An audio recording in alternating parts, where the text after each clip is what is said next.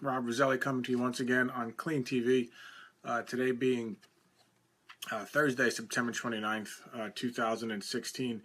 And on the last show, we got into the background for the identification of the mystery Babylon and the mother of harlots of Revelation 17 and 18. And we might be skipping ahead a little bit over the prior 16 chapters of Revelation. But most of those, I believe, are meant to be figurative, okay, and not necessarily literal. Okay, if there is a literal manifestation, it is at the end of time. And Revelation, I believe, spans the entirety of human history. Okay, but the reason those two chapters in particular are important is because they portend for the present. Okay, this harlot, this mother of harlots, is due for some severe punishment. And just to cut right to the chase, there is no doubt that it is the United States. Okay, I call it Mystery Babylon USA. We went through a little bit of the background, and we'll just kind of tie in and rehash some of the stuff that was reviewed the other night on the program from Tuesday. But excuse me. But the problem was that there are a lot of competing, let's say, candidates for the identification of Mystery Babylon that are in some kind of competition, okay, and those being Saudi Arabia. These are the ones that I read: Saudi Arabia, the literal Babylon, the physical Babylon in Iraq, and of course the Catholic Church. And then we went through each one of those, and really they're poor candidates. The one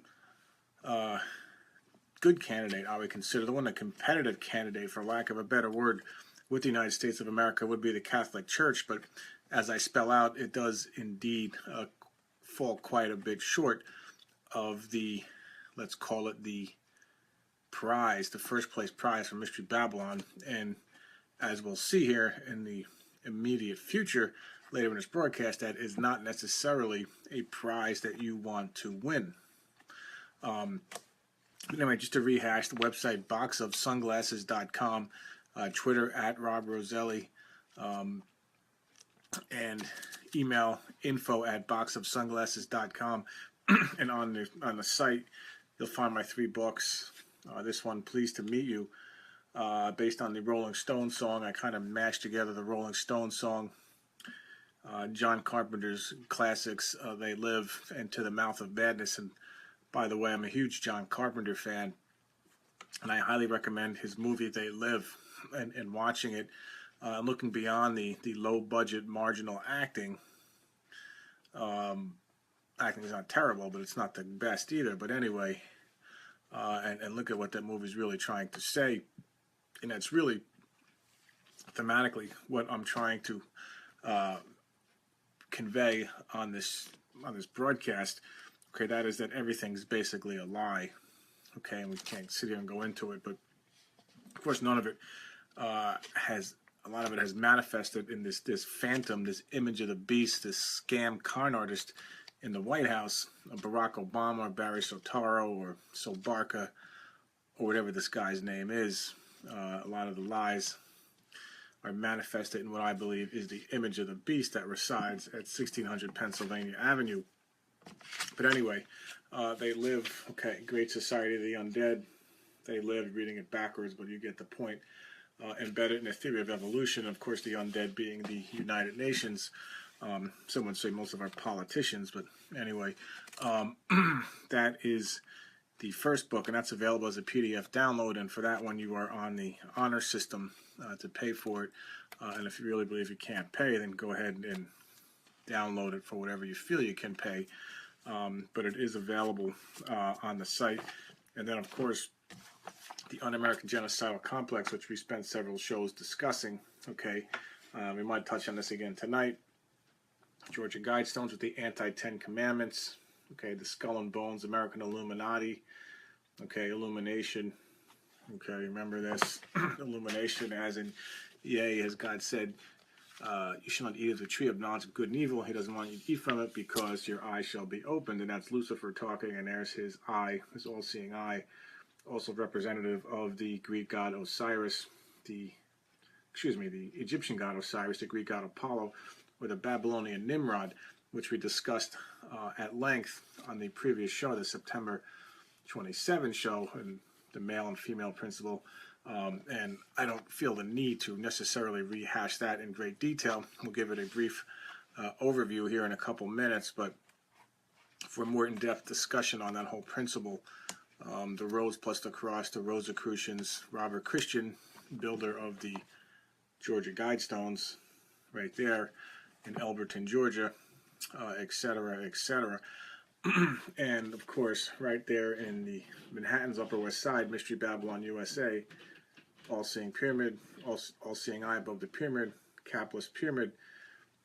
Okay, right there in New York City, one of the main reasons I consider New York City to be Mystery Babylon, the home of St. John's the Divine Cathedral. And perhaps we'll get into that a little bit more here in a few minutes.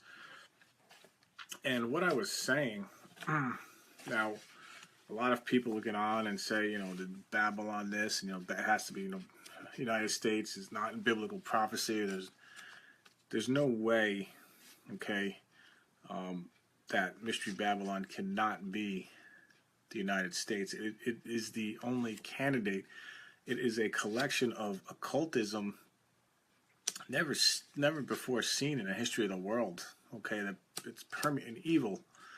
Okay, you may not see it, you may not recognize it, but it is here. It's all around us. Okay, and we are projecting that occultism throughout the world. Okay, the evil as the whore, the great whore, or the mother of harlots. Okay, just like Israel of the Old Testament was considered a harlot in many instances, and perhaps we'll go over some more background.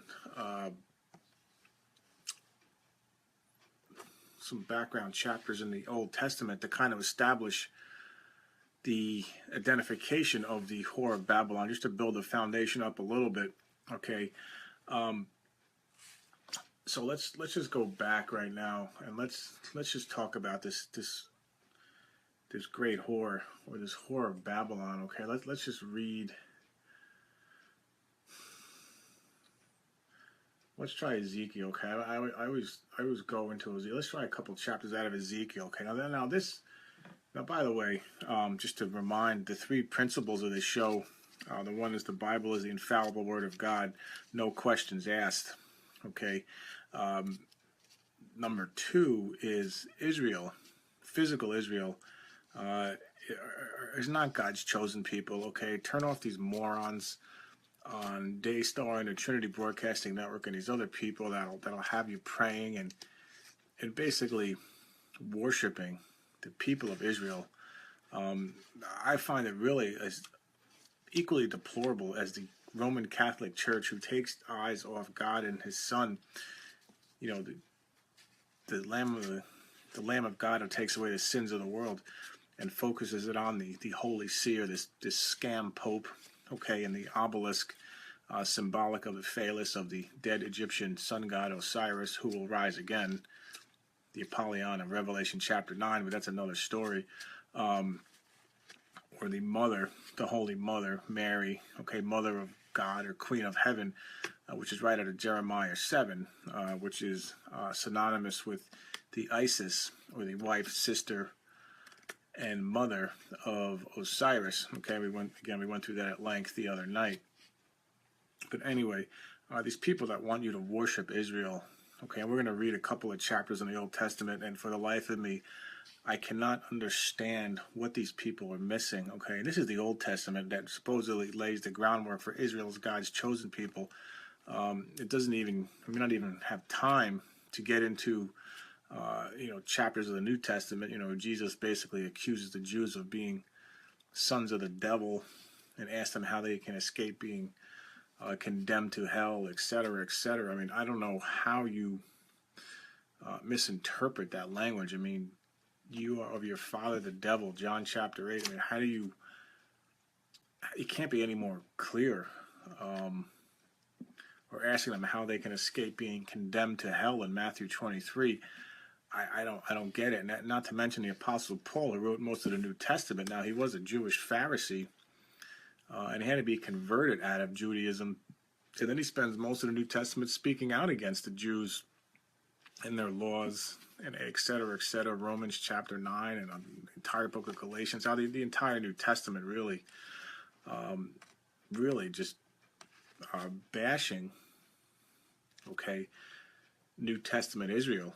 Okay, and this is just from the biblical standpoint. Now, I'm not saying this to be an anti-Semite, and I'll say this again and again. And those people out there, Zionists and the Zionists, the Jews are going to rule the world and ruin the world. The Jews are still privy to God's simple salvation plan, which was posted on my website. The point is, they're privy to being redeemed, just like any other one of us sinful humans. Okay, but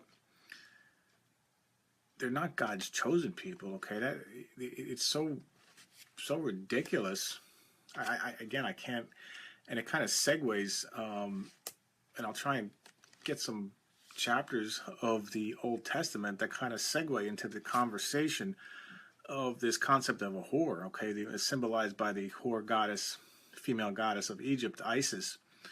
Okay, again, the wife of the dead Egyptian sun god Osiris. Okay.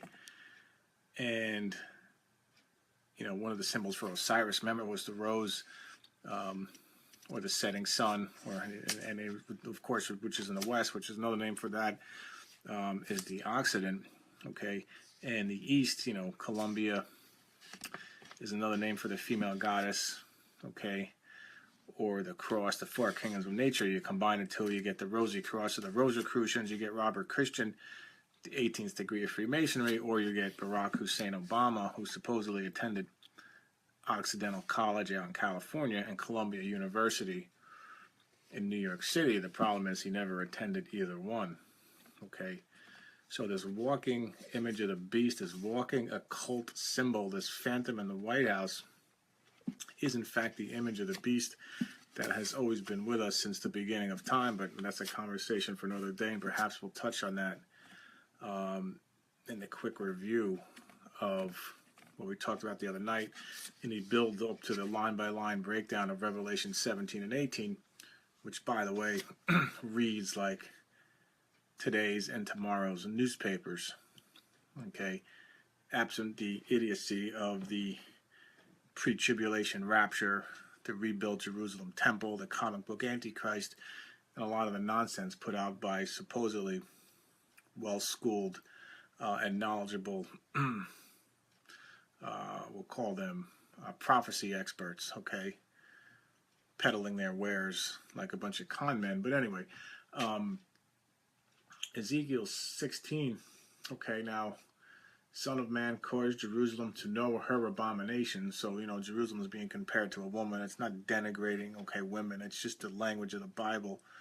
Okay, the bride of Christ is humanity in the New Testament. It's men and women together. Okay, again, this is one of those things where it's a symbolic, symbolic meaning. And thus saith the Lord God unto Jerusalem, thy birth and thy nativity is of the land of Canaan. Thy father was an Amorite, thy mother an Hittite. Okay, and when I pass, that's interesting. Okay, excuse me. So what he's saying is basically, he's saying these are equivalents, okay, to the male and female of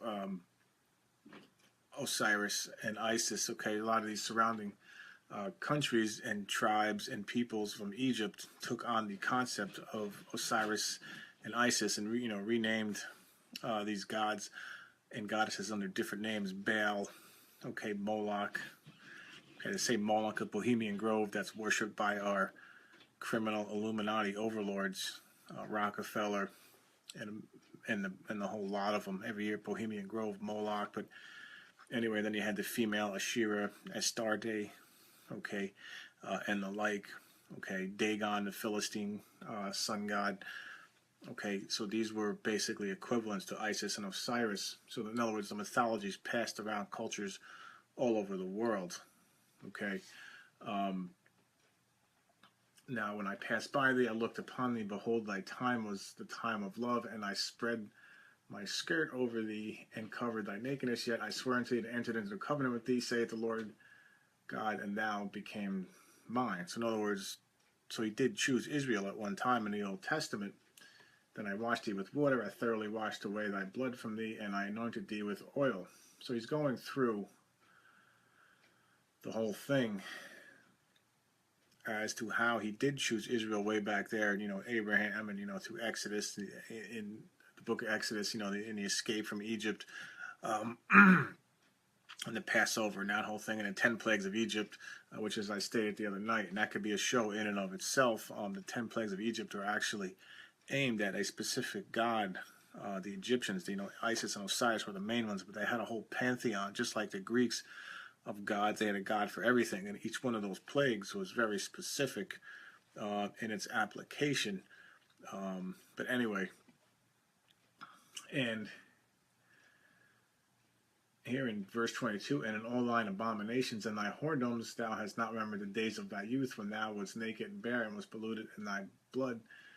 Then we jump down here. Thou hast also committed fornication with the Egyptians, thy neighbors, great of flesh, and has increased thy whoredoms to provoke me to anger. So you can start to see this word whore, okay, pop up and again. But as a wife that committeth adultery, which taketh strangers instead of her husband, they give gifts to all whores, but thou givest thy gifts to all lovers, and hirest them that they may come unto thee on every side for thy whoredom. So in other words, God is saying, you people are so stupid, talking about his so-called chosen people, that you're not only a bunch of whores, but usually whores get paid.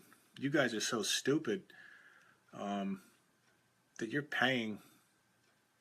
doing the opposite.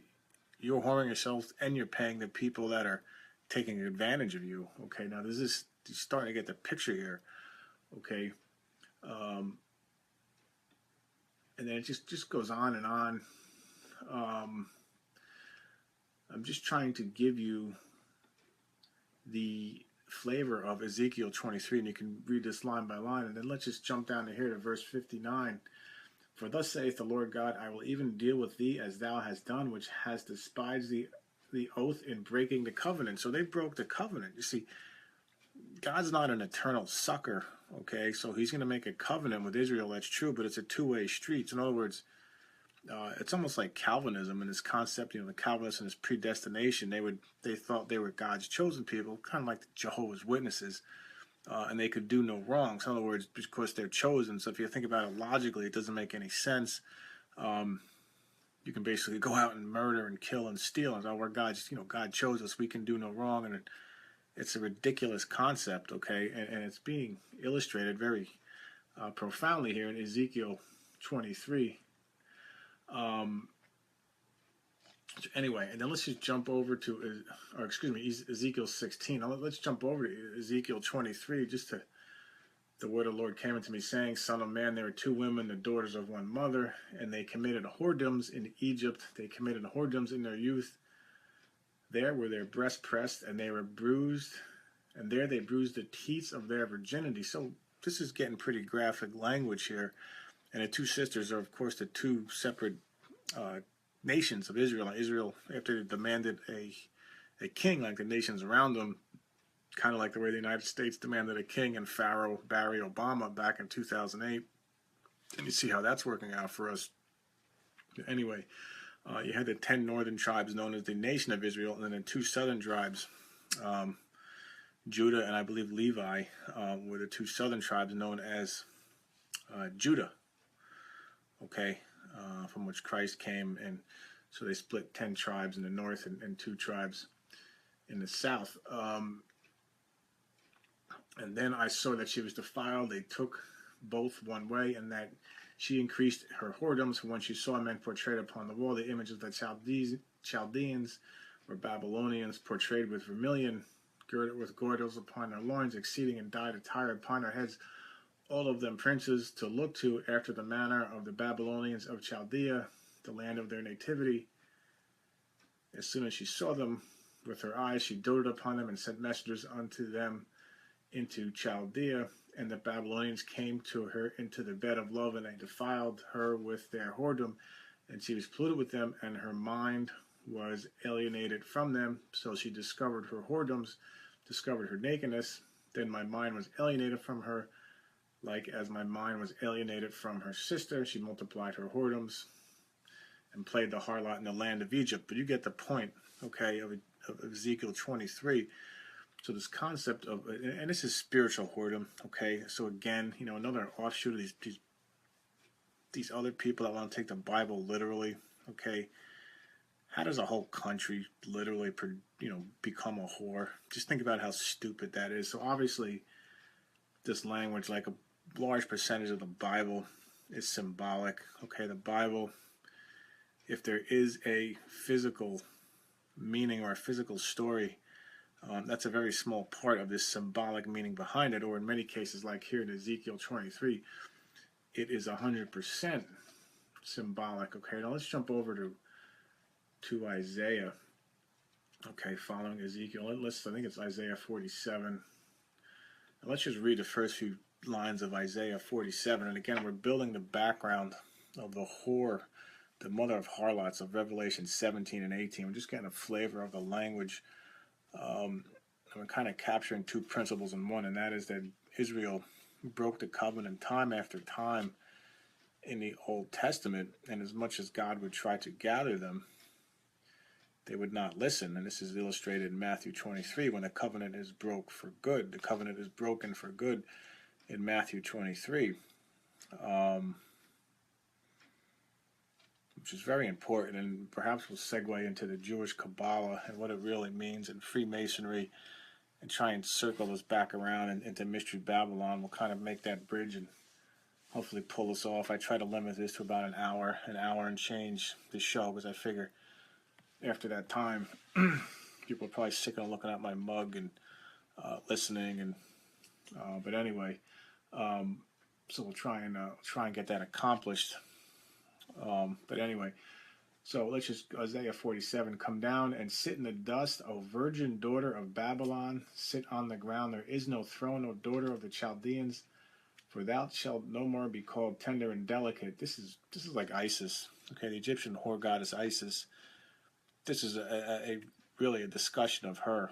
Okay, take thy millstones and grind meal, and cover thy locks, and make bare the leg, and cover the thigh, pass over the rivers. Thy naked it shall be uncovered, thy shame shall be seen. I will take vengeance, and I will not meet thee as a man.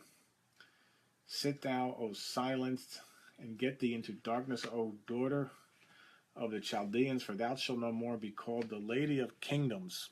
The Lady of Kingdoms. Okay, so Osiris, when he consummated, okay, his marriage or whatever it was to his sister slash wife slash mother Isis, okay, produced kings and kingdoms. Okay, that's where this language is really, that's what it's really referring to. Okay, now here's,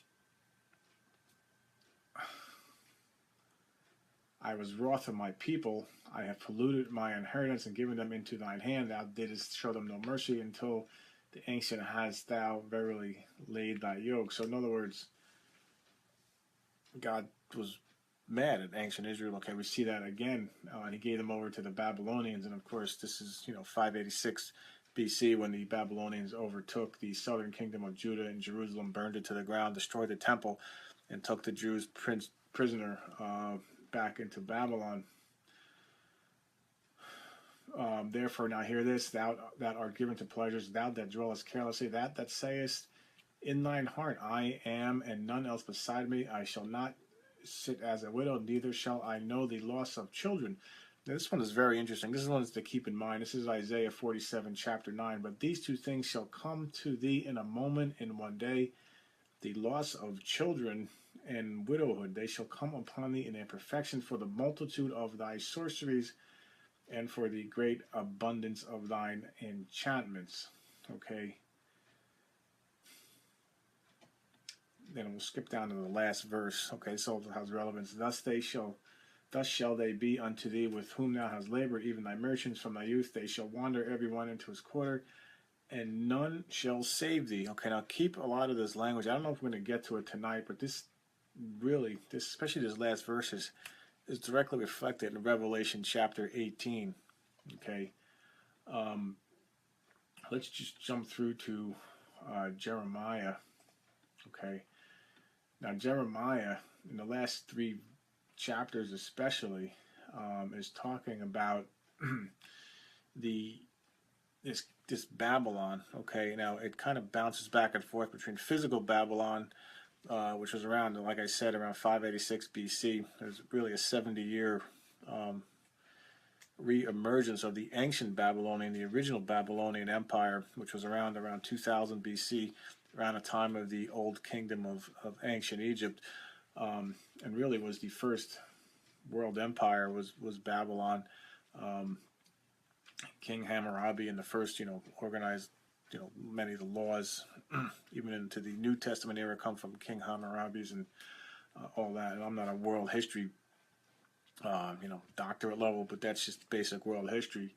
Um, but anyway, this is the revived Babylonian Empire, which was raised by God for the sole purpose of punishing his so-called chosen people, and then they were quickly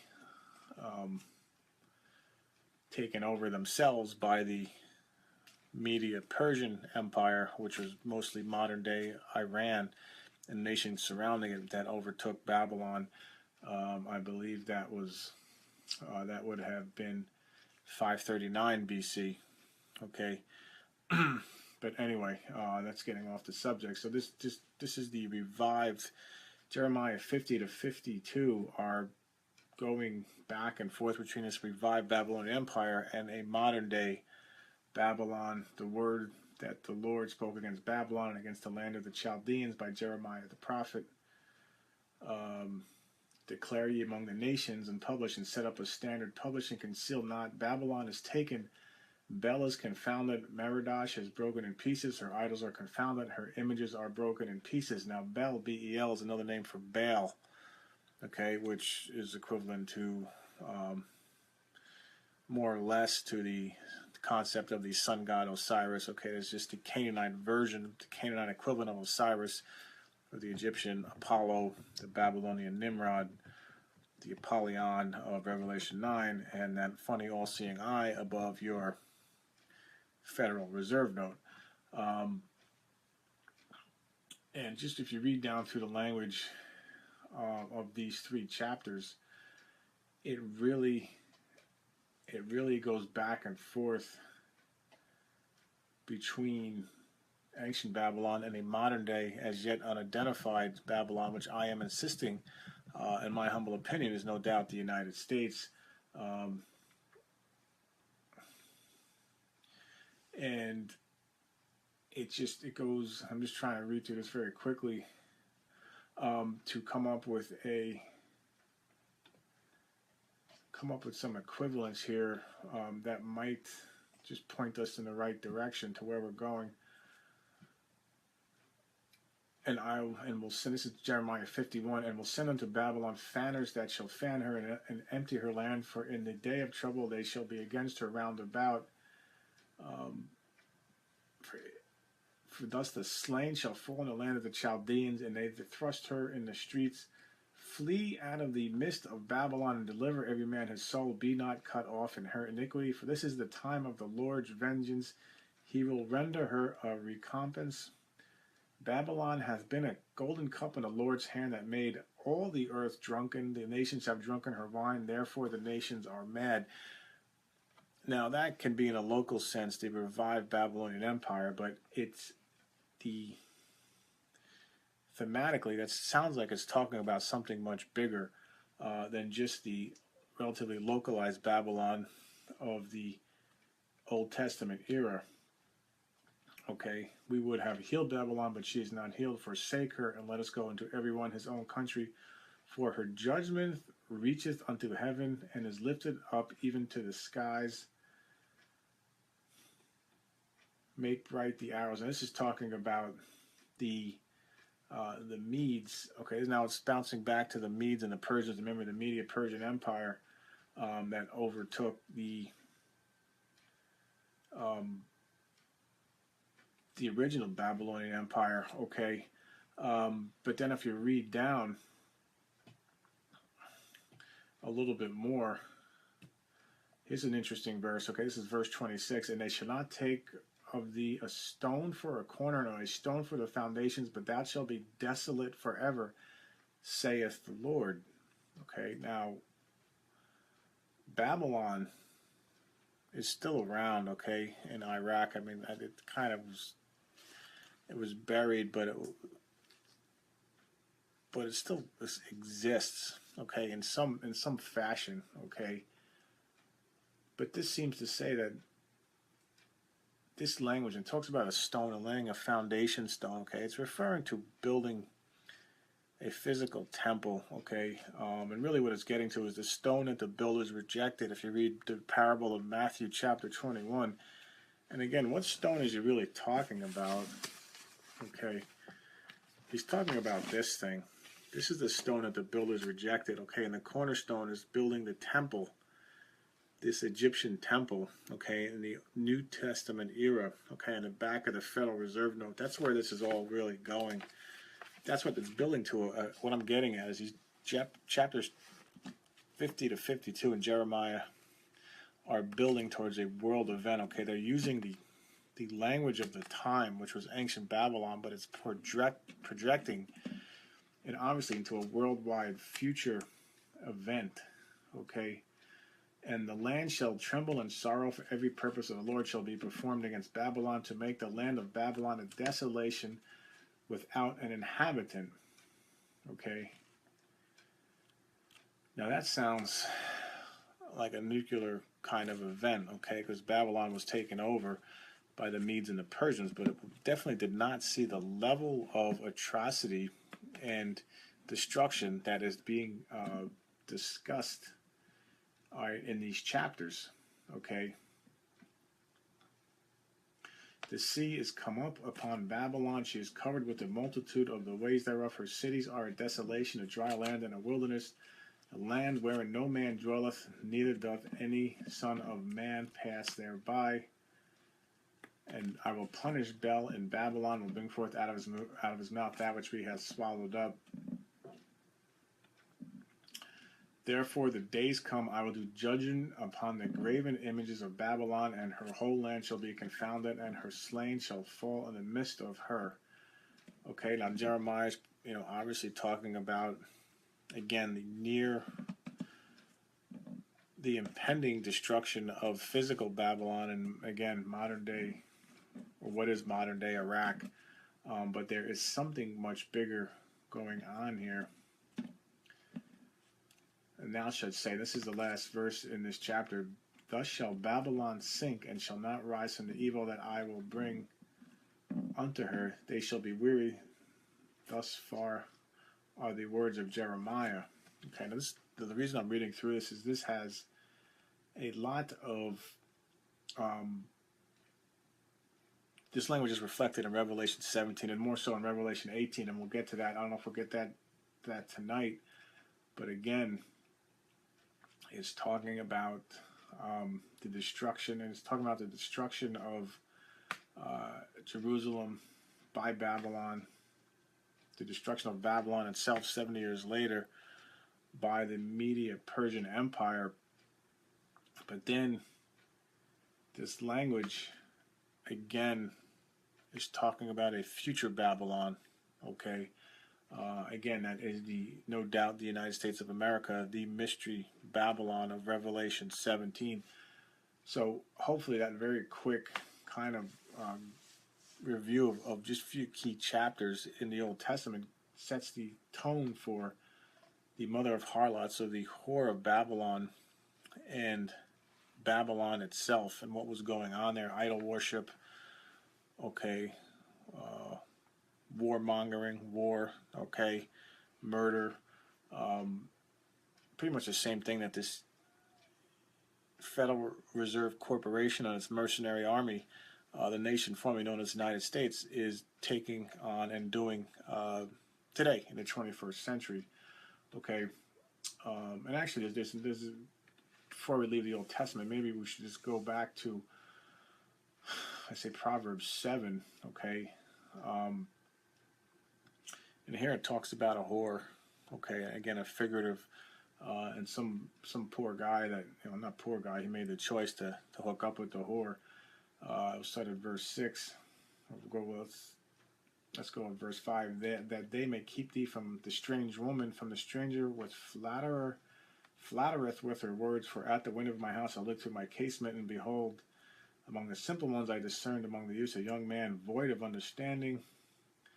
He went into her house in the twilight, in the evening, in the black and dark night. And behold, there met him a woman with an attire of an harlot and subtle of heart. Now again, this is all reflective of the Egyptian whore goddess Isis. All right, keep that in mind, okay? Or the Lady of Kingdoms, or the whore of Babylon. Now she is without in the streets, and she lieth in wait at every corner. She caught him, kissed him, and with an impudent face said unto him, I have peace offerings with me this day. I have paid my vows. Therefore I come to meet thee. I have found thee. I have decked my bed with coverings of tapestry, with carved work, with fine linen of Egypt. I have perfumed my bed with myrrh, aloes, and cinnamon. Come, let us make love until the morning. For the good man is not at home. He has gone on a long journey. He has taken a bag of money with him and will come home at the day appointed. Now that language is very significant. Okay, when Jesus, has his time appointed as the time of his crucifixion, that's the same time that Lucifer is, of course, cast out of heaven down to earth. And that's what this language is pointing to. And of course, it mentions the carved works, fine linen of Egypt, the bag of money. Where do we hear about that? Okay, but nothing but, Judas Iscariot, who was at that point indwelled by Satan himself, takes the bag of money of 30. He was the money holder for the 12 apostles with Judas Iscariot. Okay, and what does he do? He goes in covenants with the God's chosen people, the Pharisees, to have Jesus arrested and crucified. Okay, so that's what this language is referring to here. So what is it? And I'll try and tie this in a very broad sense. And again, I got about limit myself another 20 minutes or so here. What is it that's being discussed here? Okay, so the Jews are whoring themselves spiritually. Okay, that's the language that's at play here. And this whore of Babylon. Okay, which the Jews have gotten in bed with. So that, the Jews are acting like whores, and they're whoring themselves. Okay, so there's a lot of language going back and forth here. So what is it that they're doing? Okay, is they're fornicating. They're taking the knowledge, okay, of the tree of knowledge of good and evil, okay, and they're sharing it with the surrounding nations, okay. And in the Old Testament, that was Canaan, okay, the Philistines, okay, the Moabites, which is modern-day Jordan, okay, the Egyptians, the Babylonians, okay, and that sort of thing. But what is it that they, let me just say this, okay, and I've said this in past shows, I was presented in this context, okay, the tree of knowledge of good and evil is a study in numbers, okay, it's a study in mathematics and numbers. It's not a literal tree. And the scriptural reference, and our reference for that is the exchange with Jesus and the Pharisees in Matthew 15, and then Jesus and the apostles in Matthew 16, and he goes through and he berates the Pharisees. You can discern the signs of the sky, but you cannot discern the signs of the time. So in other words, Jesus is saying, you're a bunch of, you're into astronomy and astrology and all this mathematics, just like the ancient kingdoms of the ancient world. If you watch Ancient Aliens, very knowledgeable of astronomy, okay, where the Druids, where the Egyptians, the Sumerians, okay, the Mayans over in Mexico with their Quetzalcoatl, which the Mayan pyramids, which have a lot of parallels in ancient Egypt, and just watch any episode of Ancient Aliens, and you'll get to know what I'm talking about. Okay, of course, on that show, they discard the Bible like yesterday's news and say it was some kind of ancient aliens, and they're coming back, and they're studying us. These are demonic beings. Okay, and I'm getting into Steve Quayle and Tom Horn territory. Okay, and I don't necessarily want to go there, so try and keep the discussion limited to where we are, which is trying to focus on Revelation 17 and 18. But anyway, the point that Jesus was making is that you guys are, you Jews, you God's, chosen people, you're very knowledgeable about the law, about the numbers and numerical and math and this sort of thing, okay? And what is Jesus? Now, remember, he called them sons of the devil, okay, in John chapter 8, and, how can you escape being condemned to hell in Matthew 23, and, in a wicked and adulterous generation, okay?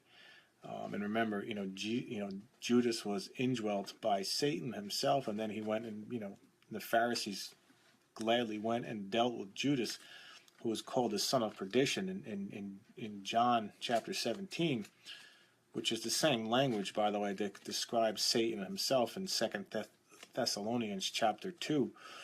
Okay, so the Jews are dealing directly with Satan is the point. But then what does Jesus say after this in Matthew 15? What does he tell the Jews in Matthew 16? He says, beware of the leaven of the Pharisees. They're all looking at each other. They're talking about physical bread. He's not talking about physical bread. He's saying the doctrine of the Pharisees. Okay? And my contention is that the doctrine of the Pharisees and these Jewish mystics is something called the Kabbalah.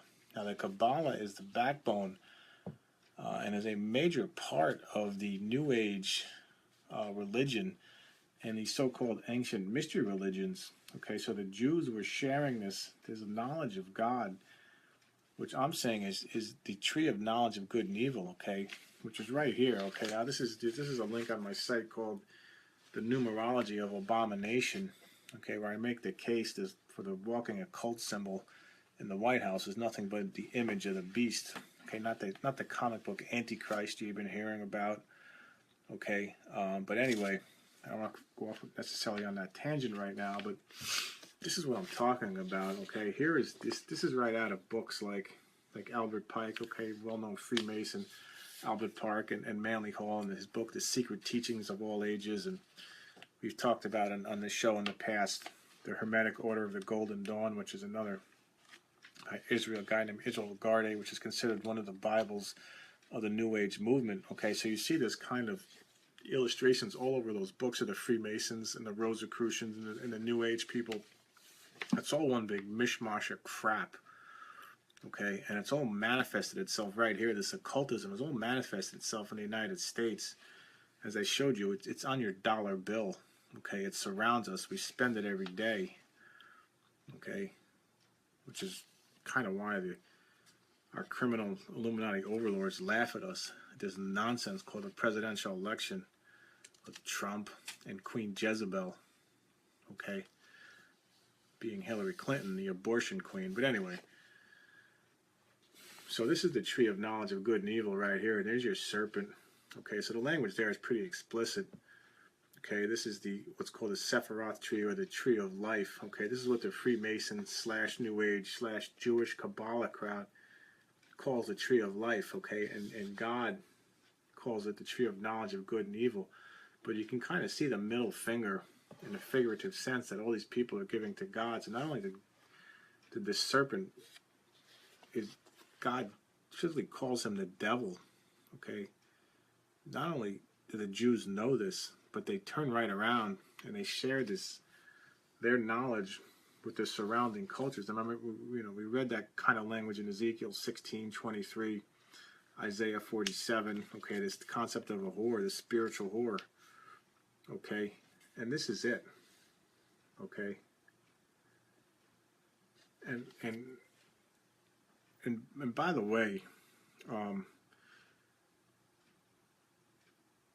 in the Exodus, okay, let's just go back there because this will help illustrate this concept. And I know I'm going off, and you can read these chapters, by the way. Mystery Babylon USA is posted on my website if we don't get to it tonight.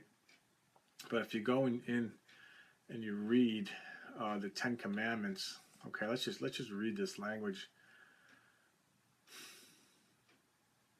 This is Exodus. Let's just go through this, okay? This is important. I am the Lord thy God, which have brought thee out of Egypt, out of the house of bondage. Okay? So in other words, Egypt is considered a prison house. Now this has implications in Isaiah 14 where, you know, the fallen angels that are captured in Sheol or Tartarus are asking the fallen Lucifer, you not let anybody escape from your prison house. So in other words, what they're saying is the entire earth is Egypt. The entire earth is a kingdom owned by Satan. Okay, but anyway, thou shalt have no other gods before me. Thou shalt not make unto thee any graven image or any likeness of anything that is in heaven above or in the earth beneath or that is in the water under the earth. That kind of sucks for the Catholic Church because all they do is make images. Okay, the so-called Christian Church, which many people use Christian and Catholic interchangeably. I mean, but anyway. Thou shalt not bow down thyself to them. This is verse 5. Okay. This is the third commandment. Thou shalt not bow down thyself to them, nor serve them, for I am the Lord thy God, and am a jealous God, visiting the iniquity of the fathers. Now keep this in mind, okay? The iniquity of the fathers upon the children unto the third and fourth generation of them that hate me. So in other words, these offspring, these spiritual offspring of this union, okay, of the Jews whoring themselves with these surrounding cultures, and of course they had children and offspring, and these have become the Pharisees of Jesus' day. Okay, in Matthew 23, again, he's accusing them of being the descendants of these very people, okay, that were rebelling against God in the wilderness surrounding Egypt. But that is the language that kind of captures what I'm talking about. So these are children, okay, the third and fourth generation of children that would be punished, okay, because of the sins of their fathers. Okay, so in other words, they're regenerating. Okay, this knowledge, this tree of knowledge of good and evil, is being passed down through time. Okay, these three columns. This is the source. Again, if you hear language of the mystery schools, of the Rosicrucians, or the secret societies, this is their big secret. Okay, it's not such a big secret if you understand the Bible. Okay, the Great Society, the Great Plan, the Great Mystery Religions. Okay, it's all embodied right here. Okay, so just to go through this real quickly, this link, and again, this is posted on the homepage of my site, boxofsunglasses.com. Now, this concept of these three columns. I remember these three columns, and where else do we see that? But here, right here, this is an example, another example of Masonic World magazine. Okay, and there's St. John's of Divine Cathedral in between this column, the male, female columns. Remember we talked about this the other night, the sun and the moon column, the male and the female. The rose plus the cross, the Columbia plus the Occident, the Barack Obama. Okay, the image of the beast at the helm of Mystery Babylon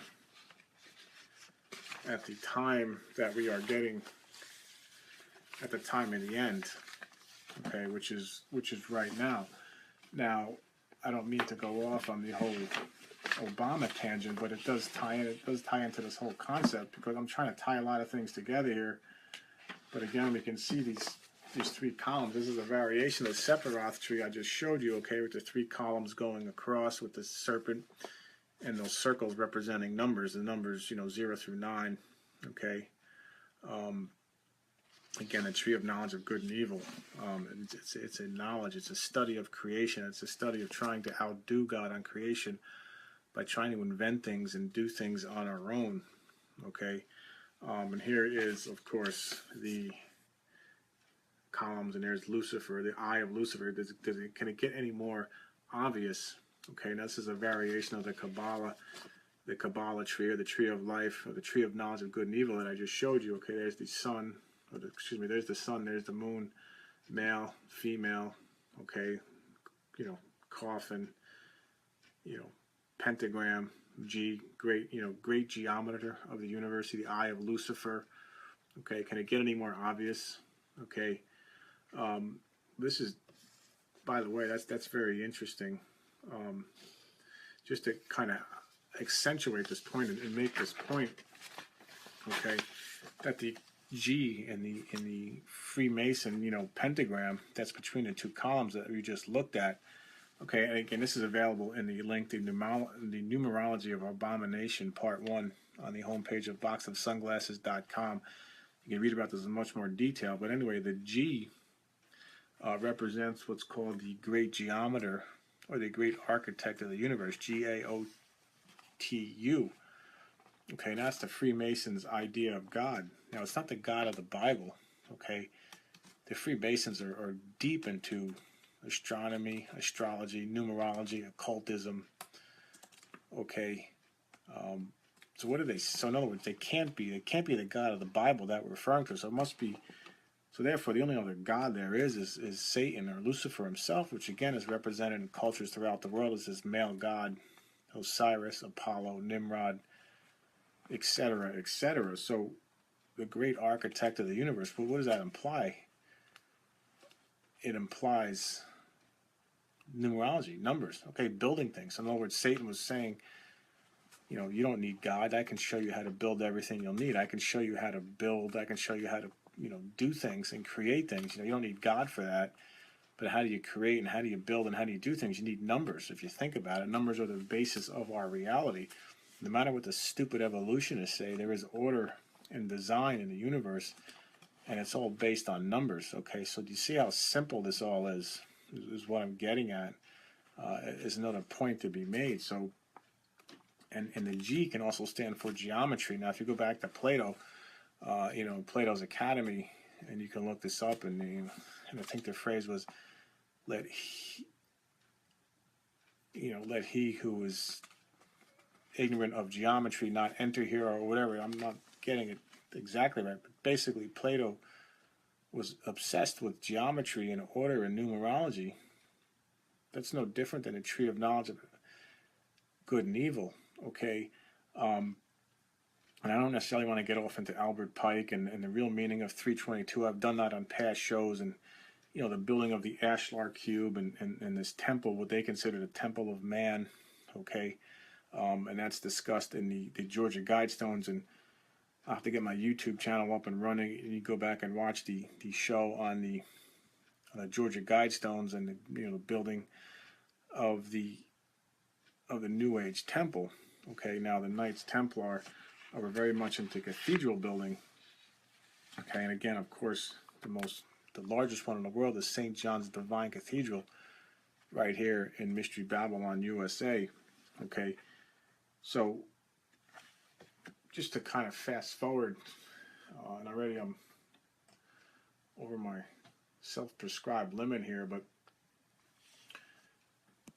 so with this background, we should be able to go into now Revelation 17 and 18, and a lot of this, hopefully, makes a lot more sense. Now, the reason I'm choosing United States and New York City specifically, you have the United Nations, or what I call the undead. Okay, it's the home of the New Age, the undead, Lucifer's publishing company, Lucifer's Trust. Okay, Lucifer, I just showed you the all-seeing eye of Lucifer between the two columns, the male and the female, the sun and the moon column of Freemasonry. Lucifer's publishing company, we talked about that the other night.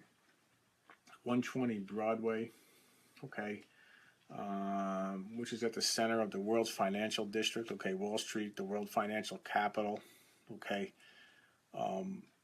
it's not, the ruins of ancient Iraq that are still around today. Okay, or ancient Babylon, excuse me, that are still around in Iraq today. Okay, it's not Saudi Arabia. Catholic Church is, like I said, is a respectable candidate, but it doesn't come close to the evil that is centered in New York City, the occult evil. Okay, and in fact, what we're seeing is the Pope, this fake Pope, who goes out every morning and stares at the obelisk, of the phallus of Osiris in St. Peter's Square. I think it's called Cleopatra's Needle, whatever they call it. But anyway, the fake Pope is in fact, joining with the image of the beast Obama in the White House under the auspices of the United Nations, immigration, of course, this climate change scam, which is an excuse for world government. Okay, I don't want to go off on that right now.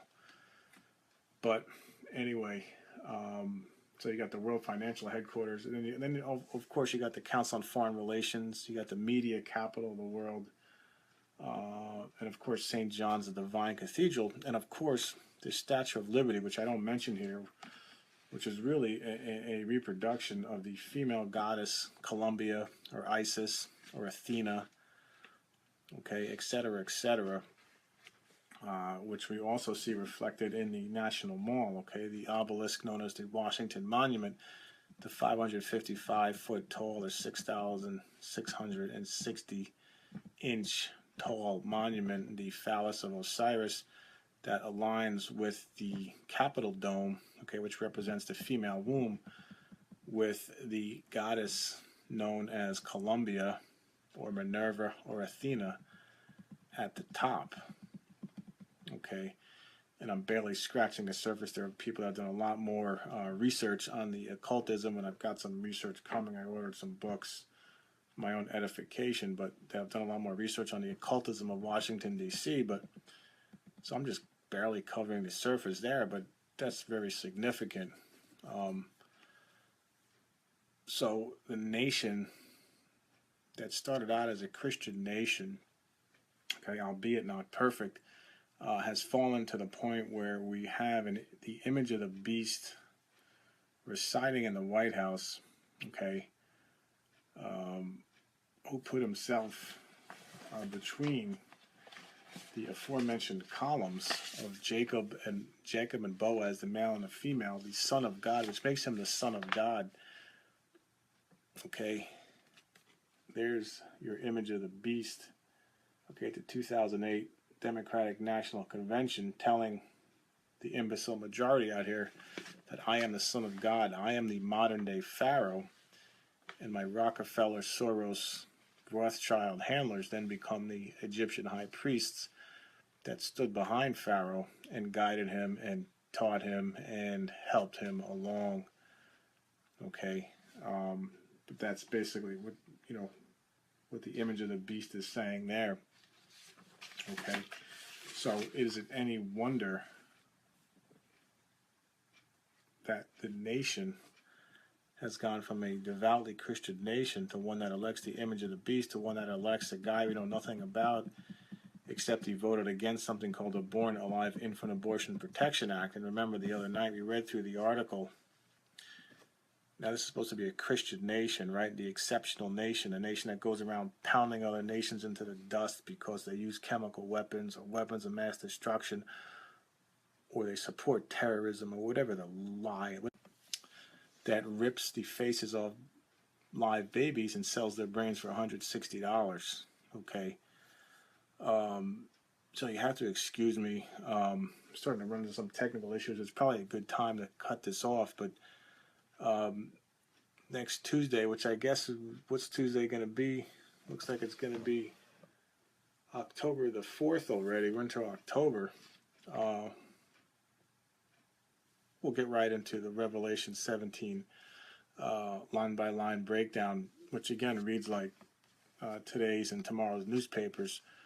Okay, the economic collapse, the ambush, the nuclear ambush of the Great Whore, okay, and the destruction and the shock of the world subsequent to that destruction of the whore, okay. That's all, unfortunately, it's all aligning quite rapidly, and it's a much more accurate portrayal of world events versus the comic book Christians and their Israel as God's chosen people and their rebuilt Jerusalem temple, and which is never going to happen, which never can happen without setting off World War III itself. Okay, how are you going to rebuild the temple on the Temple Mount? If when a Jew even sets foot on there, it practically sets off World War III or Middle East war between the Arabs and the Jews. And these imbeciles think there's going to be a whole temple built on the Temple Mount. I mean, how stupid is that? Besides, it's going to take years and years to get that done. We don't have years and years. It's more like weeks and weeks at this point. So that's why the interpretation that I have on my site is a much more accurate portrayal of what's about to transpire worldwide under the auspices of the image of the beast that resides in the White House, okay, the son of God, the Horus, okay, the product of the male and the female Isis and Osiris, the modern day Pharaoh, Pharaoh Barry, okay, but I'll sign off. Rob Roselli, boxofsunglasses.com. Good night and God bless.